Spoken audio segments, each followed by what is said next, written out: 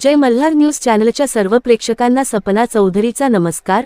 नंदुरबार जिल्ह्यात सध्या नगरपालिका निवडणुकीचे वारे जोरात सुरू असून या नगरपालिकेच्या निवडणुकीत नंदुरबार जिल्ह्यातील चारही नगरपालिका शहादा, नंदुरबार, नवापूर व तळोदा या ठिकाणी एमआयएमचे उमेदवार उभे असून त्यांच्या प्रचारार्थ संभाजीनगर येथील एमआयएमचे माजी खासदार जलाल इम्तियाज यांच्या प्रचार सभेचे आयोजन नंदुरबार शहरातील इलाही चौकात करण्यात आले होते।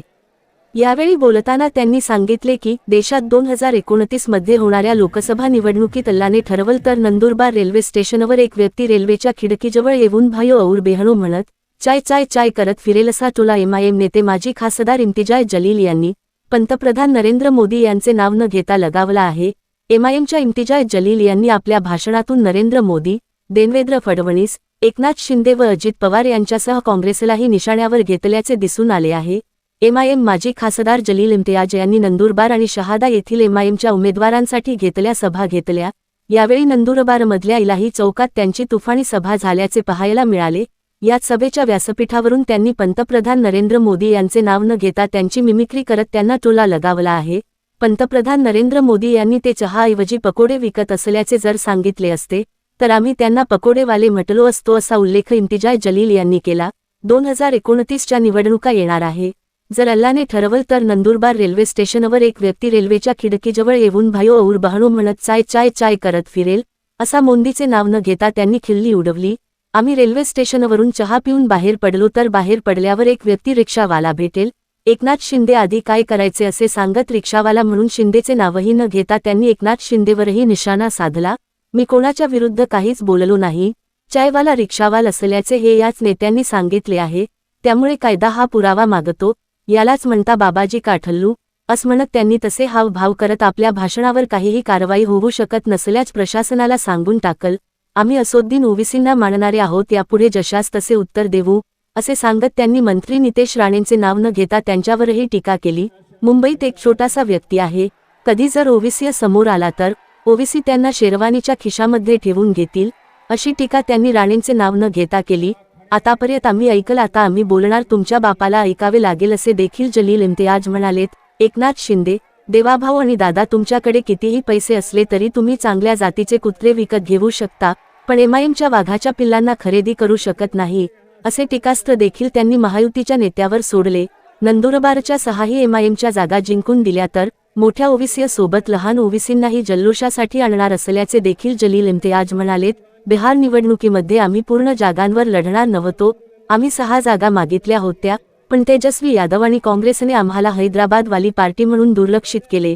हैदराबादच्या पार्टीला कोण मत देईल असे म्हटले, मग तुमची मम्मी इटलीवरून आली, आम्ही काही बोललो का असे म्हणते त्यांनी काँग्रेसलाही लक्ष केले। आम्ही बिहारमध्ये 6 जागा मागितल्या होत्या, त्यांनी आम्हाला नाही दिलेत, आम्ही 5 जागांवर निवडून आलो आणि काँग्रेसला 6 जागांवर आणल असे देखील जलील इम्तियाज म्हणालेत। जामनेरमध्ये झालेल्या मुस्लिम युवकाच्या हत्येनंतर या ठिकाणी मंत्री गिरीश महाजन यांच्या दडपशाहीमुळेच या युवकाला न्याय मिळू न शकल्याचा टोला देखील त्यांनी लगावला। जलील इम्तियाज यांनी आपल्या भाषणातून नगरपरिषद निवडणुकांची रणशिंगे फुकल्याचे दिसून आले। कोणाचे नाव न घेता मिमिक्रीने तर कोणाची नाव घेऊन जलील इम्तियाज यांनी महायुतीच्या नेत्यांसह विरोधकांना चांगलेच लक्ष केल्याचे दिसून आले। यावेळी व्यासपीठावर एमआयएमचे पदाधिकारी, उमेदवार तसेच कार्यकर्ते व मोठ्या संख्येने जनसमुदाय उपस्थित होता। सपना चौधरी, जय मल्हार न्यूज, नंदुरबार। बुनियाद के ऊपर यहाँ पर इकट्ठा हुए हैं और वो बुनियाद है कि तेरा मेरा रिश्ता क्या, तेरा मेरा रिश्ता क्या। हम कोई हीरो नहीं है कि कैमरा हमारे ऊपर ही, हमारे हीरो कौन है जान, जो इंशाल्लाह 2 तारीख के दिन मजलिस की फिल्म को हिट करने वाले हैं। इसमें ताकत मेरे राजा, 2 तारीख के दिन ऐसा लगा पतंग के ऊपर दम दम दम दम दम। मुझे पता चला है कि नंदुरबार की मजलिस इत्तेहादुल मुस्लिमीन का झंडा, मजलिस इत्तेहादुल मुस्लिमीन होना चाहिए। इसके लिए जो खेल खेला जा रहा है हम अच्छी तरह से समझते हैं। कुछ ऐसा ही खेल बिहार के अंदर हमारे साथ खेला गया। अल्हम्दुलिल्लाह आज हम एक इसके लिए मैंने 5 सीटें आप लोगों की दुआओं की बदौलत बिहार के अंदर मजलिस ने कामयाबी हासिल की। सही मानों में अगर देखा जाए तो हम वहां पर 9 सीटें जीतने वाले थे, लेकिन बाकी की जो 4 सीटें खरीद नहीं करती, मुसलमानों को टिकट देने का नाम नहीं लेती, उनकी मजबूरी हो गई थी कि कैसे हमारे वोटों को बांटा जाए, तकसीम किया जाए, ताकि कहीं से आरजेडी निकल जाए, कहीं से कांग्रेस निकल जाए, कहीं से बीजेपी निकल जाए। लेकिन अल्हम्दुलिल्लाह वहां की आवाम ने तय किया था कि अब हम ऐसे राजनीतिक षड्यंत्र का, ऐसे खेल का शिकार नहीं होने वाले हैं। अल्हम्दुलिल्लाह हमने वो मंजर भी देखा कि जहां पर बिहार में मजलिस वाले तो अपना मफलर, अपना झंडा, अपनी टोपी लगाए घूम रहे थे, लेकिन इलेक्शन के दिन हमने वो मंजर भी देखा कि टेबल किसी और का लगा था, मफलर किसी और का पहना हुआ था, टोपी किसी और की पहनी हुई थी, लेकिन वो लड़का जिस अलग पार्टी के टेबल के ऊपर बैठा था, जब उसके पास लोग आ रहे थे तो वो धीरे से बोल रहा, बॉस पतंग चलाना है। यहां पे भी अब हम आए हैं तो जो दूसरे उनकी गुलामी कर रहे हैं, उनका रेट आज बहुत बढ़ जाने वाला है। वो साफ बोल देने वाले हैं कि एकनाथ शिंदे साहब तुम घर घर जाओ तो भी कुछ घंटा होने वाला नहीं है, ये सब मजलिस को देने वाले हैं। अब नाम निकाल ही ले चुका हूं तो जरा उनका हिसाब भी कर लेते हैं। ये कौम ला इलाहा इल्लल्लाह मोहम्मद रसूलुल्लाह,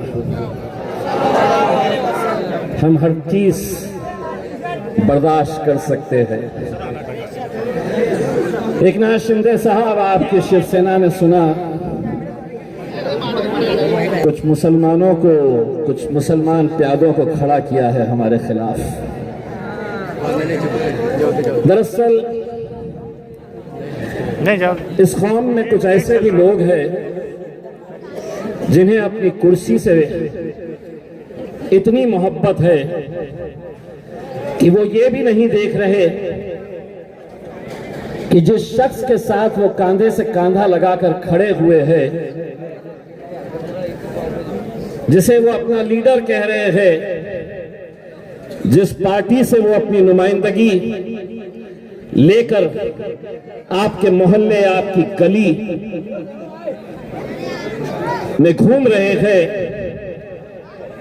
दरअसल वो पार्टी का सर्वे सर्वा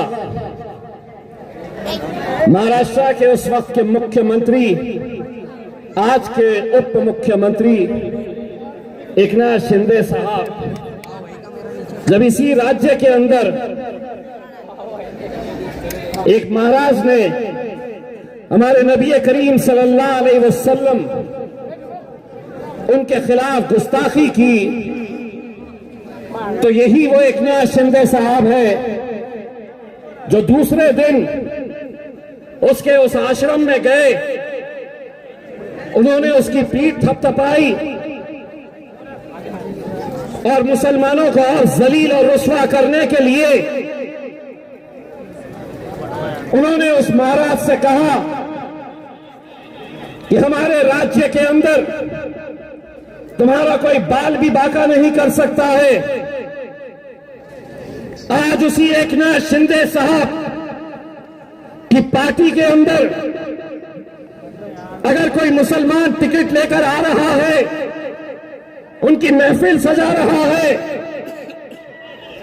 तो ये समझ लो कि गुस्ताख रसूल सिर्फ वो महाराज नहीं, गुस्ताख रसूल सिर्फ एकनाथ शिंदे नहीं, बल्कि वो तमाम मुसलमान हैं जो उसके साथ कंधे से कंधा लगाकर खड़े हुए हैं।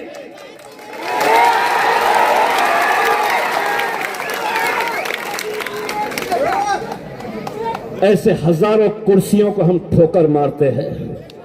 हम कोई सौदा नहीं करेंगे गुस्ताख रसूल के साथ मेरे भाई, कोई सौदा नहीं हो सकता है। आज क्या हमारी कौम वो बात भूल गई है कि आज किस तरीके से इस राज्य में, इस देश के अंदर कैसा माहौल तैयार किया जा रहा है। हमारी बच्चियों से कहा जा रहा है कि तुम हिजाब नहीं पहन सकती। हर रोज कहीं ना कहीं मस्जिदों को निशाना बनाया जा रहा है। गरीब मुसलमानों के घरों को बुलडोजर से गिराया जा रहा है। यहीं से बहुत करीब जामनेर में एक नौजवान बच्चे को कत्ल कर दिया जाता है। उसके कातिलों को गिरफ्तारी नहीं, पुलिस चार्जशीट नहीं फाइल कर रही है क्योंकि मंत्री भाजपा का है। वो लड़का कौन था? कौन था?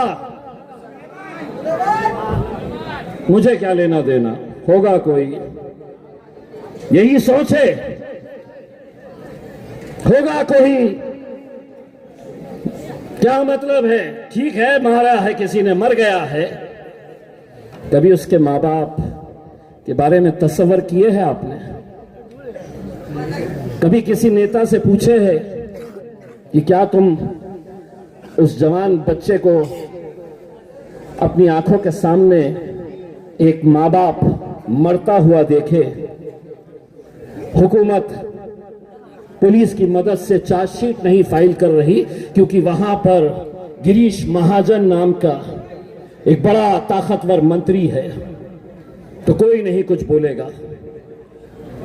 अगर ऐसे हालात के अंदर अगर तुम चुप है, तुम खामोश है, तुम तमाशाई बनकर देख रहे हैं, तो एक बात समझ लो, कल वो एक नौजवान था, आने वाले कल में हम में से कोई और हो सकता है। तुम उसकी मौत के ऊपर खामोश है, कल तुम पर यह वक्त खुदा न करे आए तो कौन आवाज उठाएगा? इस मुल्क के अंदर अगर खुदा न करे इस कौम के ऊपर कोई बुरा वक्त आए तो ना तो राहुल गांधी आएगा, ना शरद पवार आएगा, ना एकनाथ शिंदे, ना अजीत पवार, ना देवेंद्र फडणवीस, कोई नहीं आने वाला है। तुम्हारी लड़ाई, हमारी लड़ाई हमें खुद लड़नी है। जमहूरियत के तौर के ऊपर हमें लड़नी है। अगर गिरीश महाजन कोई कानून से बड़ा नहीं है, हम वहां के एसपी से यह सवाल करते हैं, उधर बेटा हेल रहा, बाकी कोई नहीं करने वाला है, हम कर रहे हैं। क्या मजबूरी है तुम्हारी? अगर तुम अपनी वर्दी का सही तरीके से सम्मान नहीं कर सकते हैं, जिस वर्दी को पहनते हुए तुमने एक शपथ ली थी, कसम खाई थी कि इस वर्दी के अंदर मैं किसी के साथ भेदभाव नहीं करूंगा, कोई जाति धर्म के साथ में नाइंसाफी नहीं, तो मुझे बताओ जलगांव के एसपी साहब, कानून हमारे लिए अलग है और कानून उनके लिए अलग है, ऐसा हो नहीं सकता। वही कानून मेरे लिए है, लेकिन आज वो इसलिए कर रहे हैं मेरे भाई कि तुम्हारी कोई नुमाइंदगी नहीं है। जरा कुछ हो जाए, असदुद्दीन अवैसी ने बोलना चाहिए, इलेक्शन आया तो नहीं साहब, हम तो सेक्युलर पार्टियों के पीछे जाएंगे, हम सेक्युलर है। यही सेक्युलर सेक्युलर सेक्युलर बोलते बोलते आज पूरे हिंदुस्तान से हमारी क़यादत खत्म हो चुकी है। एक मुस्लिम मेंबर ऑफ पार्लियामेंट महाराष्ट्र में नहीं है, एक भी नहीं। मध्य प्रदेश में एक भी नहीं, गुजरात में एक भी नहीं, राजस्थान में एक भी नहीं, झारखंड में एक भी नहीं। कितने और गिनाओ?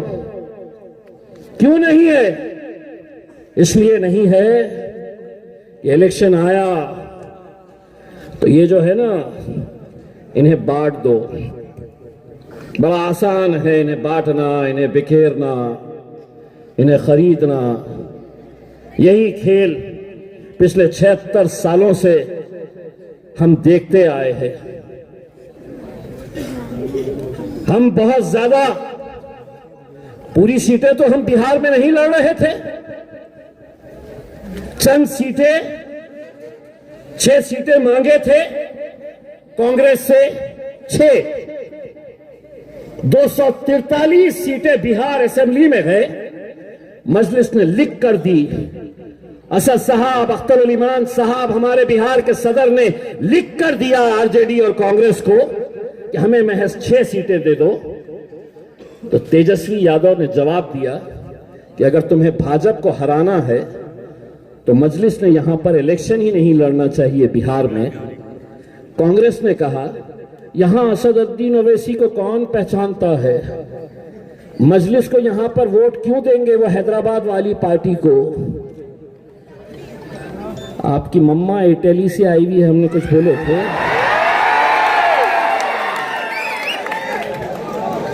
हमने कुछ बोले थे, लेकिन आप हमसे कह रहे हैं कि हैदराबाद वाले यहां क्यों आए हैं करके। अब दरअसल क्या है, इनको प्यारी अच्छी जबान इनको समझ में नहीं आती है। इनको जो भाषा समझ में आती है ना, वो बार बार मेरे मुंह से सुनना चाहते हैं। अब मैं जबानी चला रहा हूं, वरना तो लातों के बूथ हाथों से नहीं मानते। तो ना मैं लात चला रहा हूं, ना हाथ चला रहा हूं, लेकिन जबान चलाऊंगा,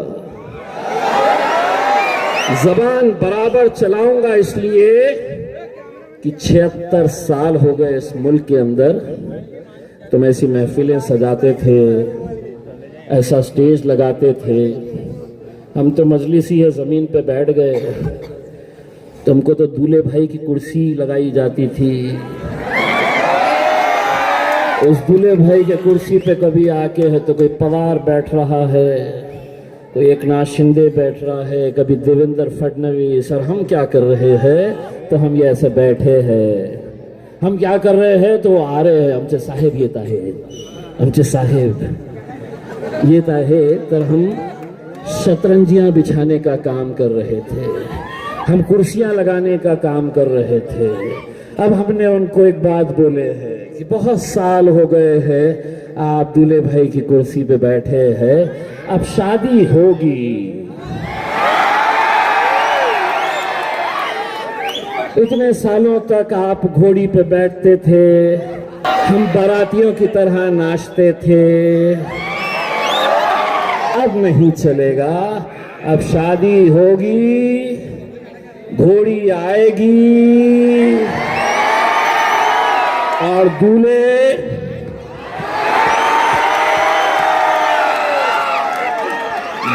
भी हम ही बनेंगे अब।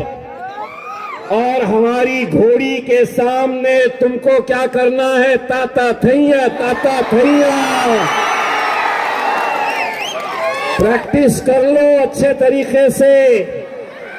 3 तारीख के दिन ये आवाम, सुनो कांग्रेसियों,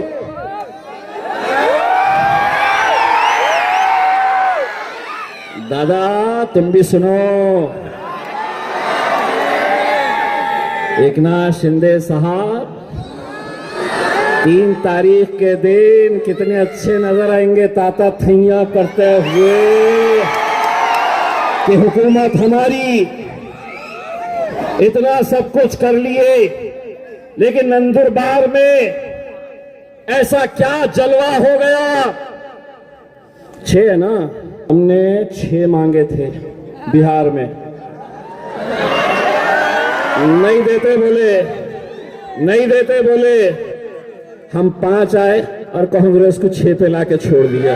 जैसे ही हमारा असद साहब का जलसा ऐसा होता तो दूसरे दिन हेलीकॉप्टर से पहुंच जाते। असद भाई ऐसे एमआईएम ऐसी, एमआईएम को वोट नहीं देना, ये नहीं करना, लेकिन पब्लिक ने तय कर लिया था, जैसा नंदुरबार की आवाम ने तय कर लिया है। कितने सीटें हैं नंदुरबार में? पूरे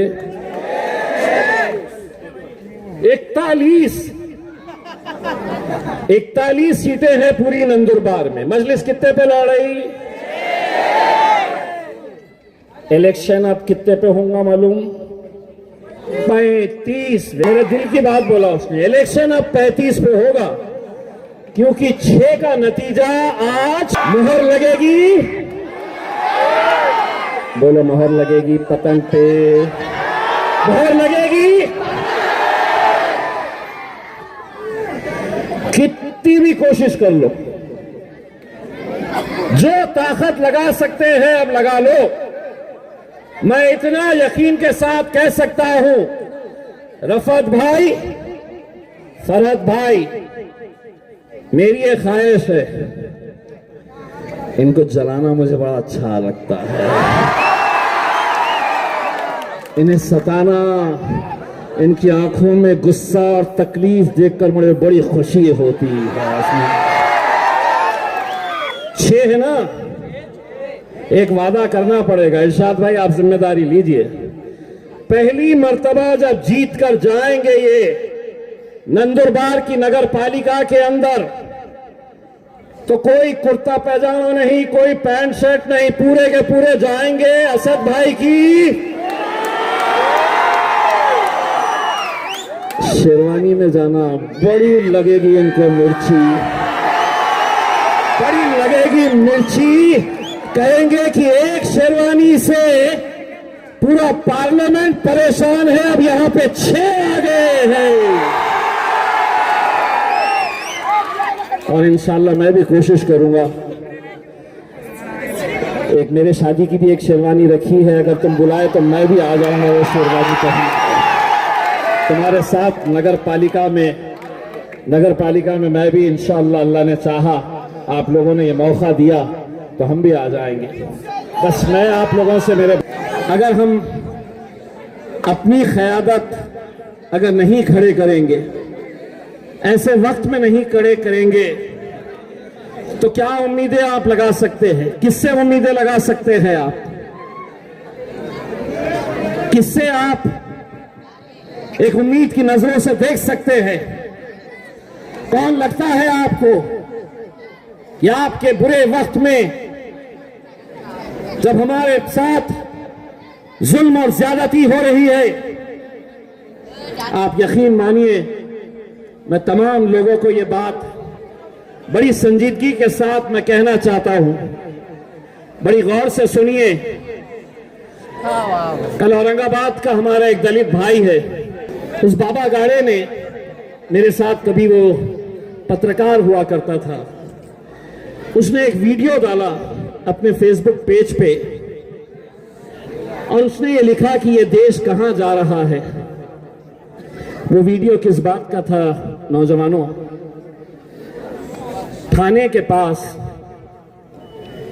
एक कॉलेज में 3 मुस्लिम लड़के कॉलेज के किसी एक छोटे से खाली कमरे में नमाज पढ़ रहे थे। वो नमाज पढ़ने का वीडियो किसी ने निकाला और वो वीडियो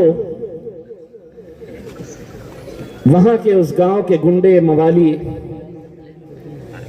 फिर वो चाहे बजरंग दल के हो सकते हैं, एकनाथ शिंदे के हो सकते हैं, अजीत दादा के हो सकते हैं, वो तीनों लड़कों को बुलाया गया। छत्रपति शिवाजी महाराज, जिनका हम बहुत आदर करते हैं, उनके पुतले के सामने ये तीनों लड़कों को खड़ा किया गया। उनसे कहा गया कि कान पकड़कर खड़े रहो। उनसे वीडियो के ऊपर माफी मंगवाई गई कि हम अपने कॉलेज के एक रूम में हम नमाज पढ़ रहे थे, हमसे गलती हुई, हम ये दोबारा नहीं कहेंगे। तस्वीर, उनके चेहरे अब भी मेरी आंखों के सामने घूम रहे हैं कि क्या गुजरी होंगी उन बच्चों के ऊपर। तसव्वुर करिए मेरे भाई, क्या गुजरी होंगी कि सामने गुंडे खड़े हुए हैं, उनको कान पकड़कर और सिर्फ माफी मांगने तक नहीं रोका गया, उनसे कहा गया कि छत्रपति शिवाजी महाराज के पुतले को, उनके पैर को छुओ।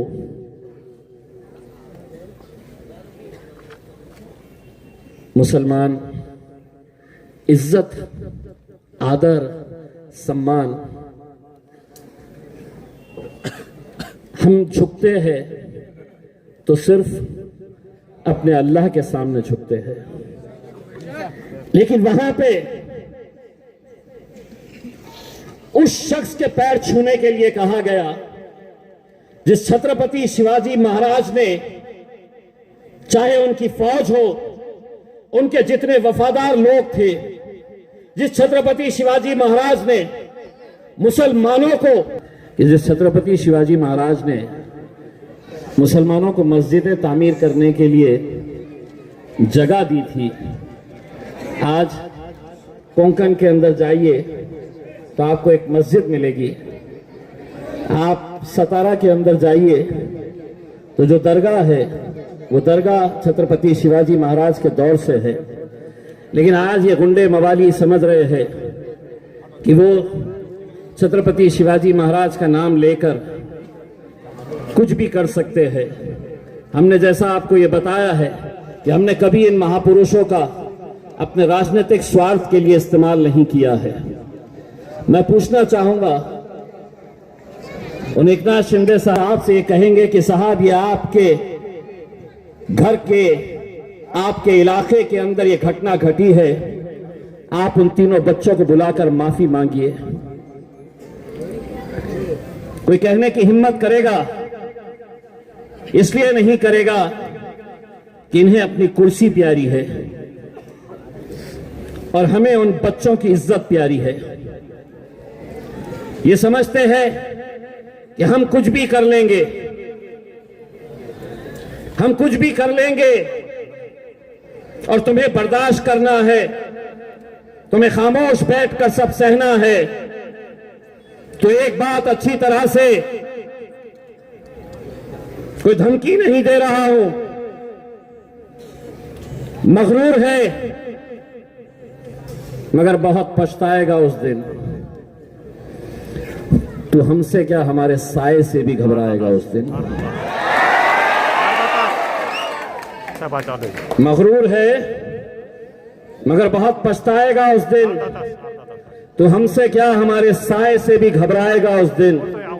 जिस दिन हमारे हाथ से छूटेगा सब्र का दामन, तुझे तेरी औकात का पता चल जाएगा उस दिन। मैं कोई कांग्रेसी या एकनाथ शिंदे या अजीत दादा, इनकी गुलामी करने वाला मुसलमान नहीं हूं मैं, जो खामोशी से हर चीज बर्दाश्त कर लेंगे, हर चीज सह लेंगे। इस मुल्क के संविधान ने, डॉक्टर बाबा साहब अंबेडकर के संविधान ने मुझे ये इजाजत दिया है, मुझे ये इख्तियार दिया है कि मैं जमहूरी तौर के ऊपर जो भी गलत हो रहा है मैं उसकी मुखालिफत करूं। ये तो अपने आप को बहुत अच्छा समझ रहे हैं, तो एक बात समझ लो, तुम अच्छे हैं तो हमसे किनारा कर लो, हम बुरे हैं, बुरे वक्त पे हम ही काम आने वाले हैं। तुम बहुत अच्छे, तुम्हारा नेता बहुत अच्छा। नेता क्या, अपने बाप को बाप नहीं बोलते होंगे, उन्हें अपने नेता को बाप बताते होंगे उसको। गुलामों, ये कौम, ये वो कौम है जो तुम्हें सर पे बिठा सकती है। अब भी वक्त है, आओ किसी स्टेज के ऊपर और ऐलान करो कि मुझसे गलती हुई, मैं गुस्ताख रसूल का साथ देने निकला था। ठोकर मारो ऐसे काउंसिलरशिप के ऊपर, वरना हालत ये हो जाएगी, जिस गली से गुजरेंगे, जिस घर के सामने से गुजरेंगे, छोटा छोटा लड़का तुम्हें देखकर कहेगा ये आया गुस्ताख रसूल। मुसलमानों की बेटा क़यादत इस मुल्क से खत्म हुई तो कोई गैरों की वजह से नहीं हुई है मेरे भाई, हमारे अपने ही थे, हमारे अपने ही थे। और अगर कोई जिंदा मिसाल देखना है उसकी, तो तुम्हारा ये बेटा, तुम्हारा ये भाई, तुम्हारा ये दोस्त इम्तियाज जलील तुम्हारे सामने खड़ा है। अगर आज इकलौता एक मुस्लिम एमपी महाराष्ट्र से, उसको हराने के लिए कैसी कैसी साजिशें खेली गई थी, कैसे सब एक साथ मिलकर आ गए थे, काहे की सेक्युलर पार्टी, सब एक साथ मिलकर आ गए थे। सब ने तय कर लिया था कि साहब हम में से कोई हार जाए, कोई जीते चलेगा, लेकिन ये बंदा जीतना नहीं चाहिए। क्यों नहीं जीतना चाहिए? कि तुम जिसको बाप बोलते हैं उसको हम अपनी ठोकर पे रखते हैं। पूरे के पूरे लग गए, नहीं आना चाहिए। और हराने में गैरों से ज्यादा हमारे अपनों का हाथ था। भाजपा वाले उनकी गाड़ी में पेट्रोल डाल रहे, गाड़ी में पेट्रोल पड़ा कि लगे काम पे, फिर इलेक्शन आया, फिर पेट्रोल डाला जा रहा है, फिर लगे हैं काम पे। बोले इम्तियाज जलील खत्म हो गया तो महाराष्ट्र में मजलिस कमजोर हो जाएगी। अरे हम तो आते ही तुमको चुनौती दिए, और तुमको क्या, दिल्ली में बैठे तुम्हारे पप्पा के पप्पा को हमने बोले हैं कि नंदुरबार में बगैर 200 रुपये, बगैर गाड़ी दिए हुए इतने जमा कर लो। भाई और बहनों, पुलिस वाले बड़े गौर से सुन रहे हैं। अपन ने कुछ बोले हैं क्या भाई साहब? अपन ने कुछ नहीं बोले हैं। अपन ने क्या बोले हैं भाई और बहनों? उनको लगा कि इसको खत्म कर दो। अरे तुम्हारे किसी मंत्री के अंदर इतनी ताकत नहीं है जो हार कर भी अल्हम्दुलिल्लाह तो इज्ज़ मन तशा व तज़िल्ल मन तशा, इज्जत का जिल्लत का देने वाला। बोले खत्म हो गया। अबे कभी हमारे जलवे आकर तो देखो, पूरे के पूरे जुट गए, पूरे के पूरे हथकंडे। वो इशारा कर रहा मेरे को, बोले टखले पे कुछ बोलो। यहाँ पे क्या है भाई? यहाँ पे क्या है?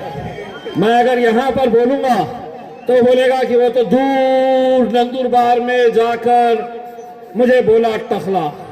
मैंने टखला किसको बोला?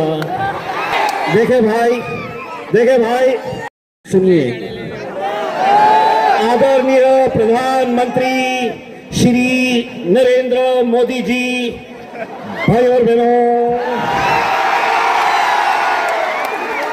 इन्होंने कहा हमको, पूरे देश को बताया कि मैं प्रधानमंत्री बनने से पहले क्या करता था। मुझे पता था क्या? मुझे पता था? आप में से किसको पता था?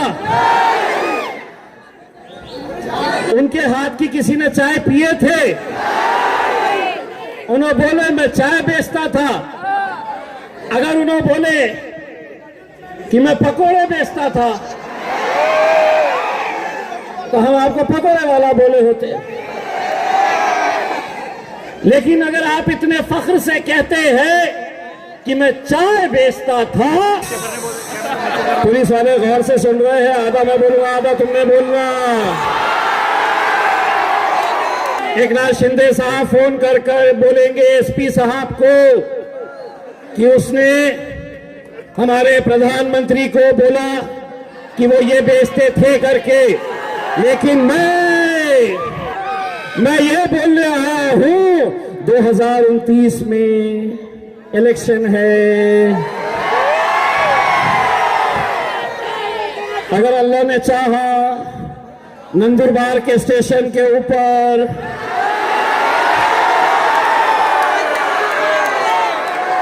आप ट्रेन में बैठे हैं और एक शख्स खिड़की के पास आकर भाई और बहनों गर्मा गर्म कड़क चाय चाय चाय चाय चाय चाय चाय चाय चाय चाय चाय चाय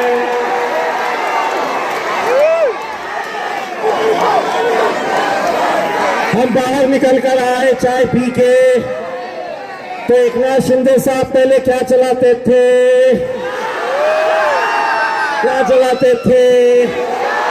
मैं बोला क्या, पुलिस वाले सुन रहे, मेरे पे केस बनता क्या मिलता, इसको क्या बोलते, इसको बोलते बाबा जी का फुल्लू। तो अपन चाय वाय पी के आए मस्त, चाय भी किसने पिलाया भाई और बहनों। फिर अपन बाहर आए तो एक ऑटो वाला इम्तियाज इधर ऑटो लेके आ। अपन किसके बारे में बोल रहे, मैंने नाम ही नहीं लिया, मेरे ऊपर केस ही नहीं बनता, तुम एसपी को करो, पीआई साहब को करो, किसको भी करो, कानून सबूत मांगता है, कानून सबूत मांगता है।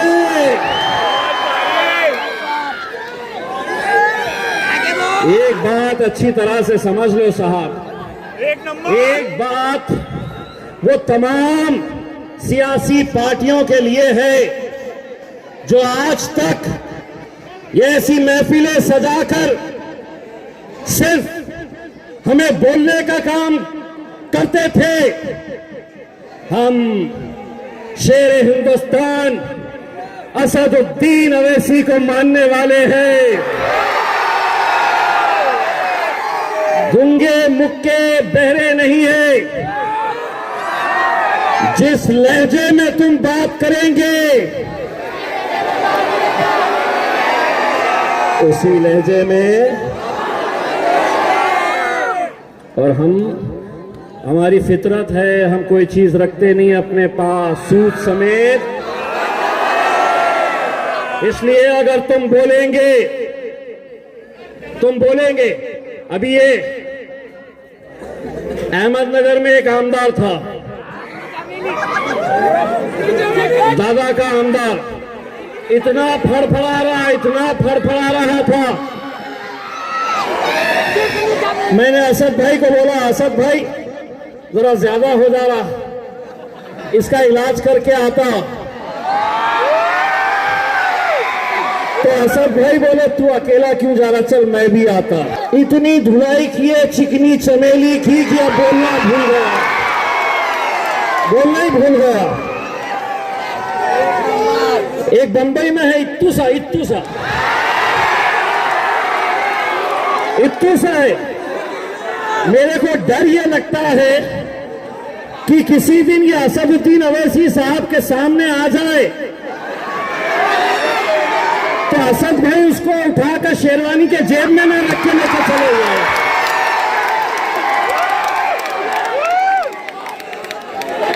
हम कोई दूसरी पार्टी के मुसलमान गूंगे मुक्के नेता नहीं है। तुम पहले बोलते थे, हम सुनते थे, अब हम बोलेंगे।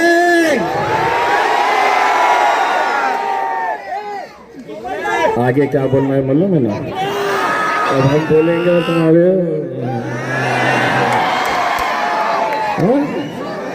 पुलिस वाले सुन रहे, तो आधा मैं आधा तुम। मीडिया वाले रिकॉर्ड करो और भेजो सबको। अब हम बोलेंगे और तुम्हारे एक ही बोलो। कोई पप्पा बोल रहे, कोई बाबा बोल रहे हैं, कोई बाप बोल रहा है। बाप बोलो, बाप। अब हम बोलेंगे और तुम्हारे 2 तारीख के दिन क्या करना है पता होने वाली है।